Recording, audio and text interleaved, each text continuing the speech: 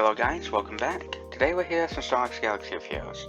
Today we'll be going over how OG Mace Windu might actually be a offensive lifter to Jedi Master Mace Windu. First, we'll go over the key part of this, and that's actually with Jedi Master Mace Windu's Omnicron and Territory Wars.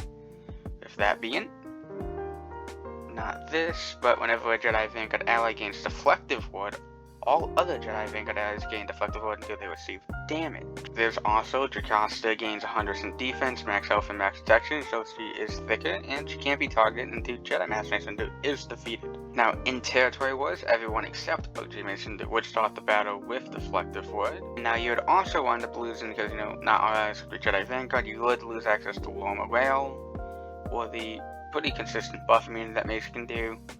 Reveal doesn't matter.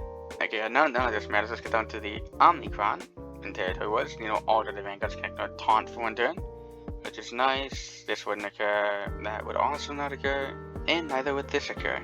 But this right here would actually occur pretty consistently, which is, whenever an enemy deflects a shadow point, all Jedi Vanguard allies gain repost for one turn. Now let's go over to how this really works with constant reflective ward. It's actually based in Mace Windu's kit. Sense weakness, I believe, right here.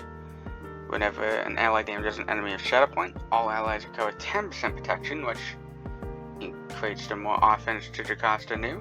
But they also gain Foresight, which, when Jocasta gains Foresight, she dispels it, recovers protection, which is more offense. Gains, I believe, 20% turn reader, as well as she gets deflective ward, which, when she gains deflective ward, she would pass it over to the entire team. Now, if Mace's Territory were Omni, what would occur is at the start of each of the light side allies' turn, a random enemy is inflicted with Speed Down and Shadow Point. Speed Down is nice for less speed, but the Shadow Point is the key thing, because constant deflective ward and offense increases to Jocasta, and then whenever an ally damages an enemy with Shadow Point, all allies gain 5% turn meter. So you technically want a slight TM loop, as well as constantly keep the entire team, except Mace, of course, underneath deflective ward, which makes him much more harder to get out, especially since at the same time Jocasta would be constantly rampant, all the while you can't target her while Mace is still up, and if he only takes 1 damage whenever you hit him because of deflective ward, it's going to make it very complicated to get him out if Jocasta inevitably ramps up and just starts one-shotting people. This also helps, given that when we look at what Shadow Point does, I should be in sense weakness yet again. Whenever an enemy receives damage while they have it, they lose 10% max health, so your team becomes less thicker over time. You lose offense, which is not good, because, you putting out less damage and losing survivability isn't good, and you also lose 10% defense. So pretty much while you're losing all those survivability stats and your damage, this team is going to have a ticking time bomb that you can't get out.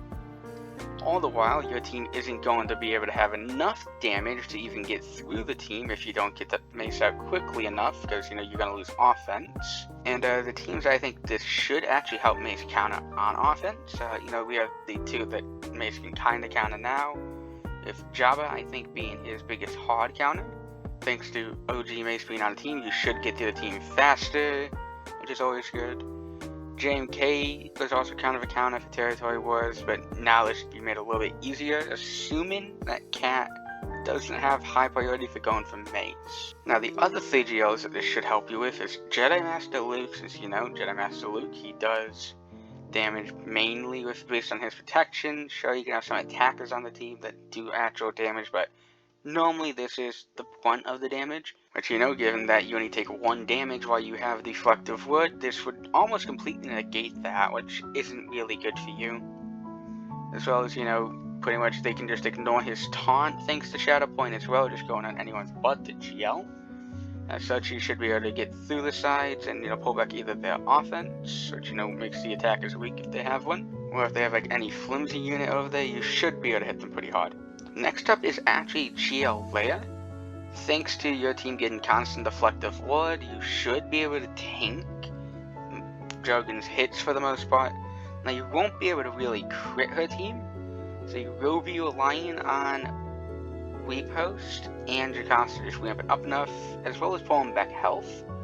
Because when you pull back health on a Drogon, you can inevitably get through him, as well as pulling back his offense, which is not good for Drogon. And as long as your team has deflective wood, you should be pretty fine with tanking Leia's ult. Although Mace might be in a bit of a pickle, although he is a tank, so he should tank the first one. And then the last GL that this team should be able to beat, or at least has much more of a chance of beating, is actually GL Lei. Since as long as your team has deflective wood and Mace isn't taunting, Sudden Whirlwind isn't really going to do too much damage. It'll still hurt, because it is 2 damage instances. Therefore, actually it's technically 3 when we look at the physical damage run. But pretty much it's just like eating 1 massive damage that does a little bit more damage and like a next AoE. But if the units are topped off, which thanks to Mace's Omni, they should be semi-topped off because of constant protection recovery, you should be fine-ish. Now you would have to worry about running a slight TM move since that's what the team does with this, because she could wind up ramping up too much. But then again, deflective wood should help counter that to an extent, and as long as you can keep her ability blocked, you should be fine. And that will be it for today, guys. Till next time.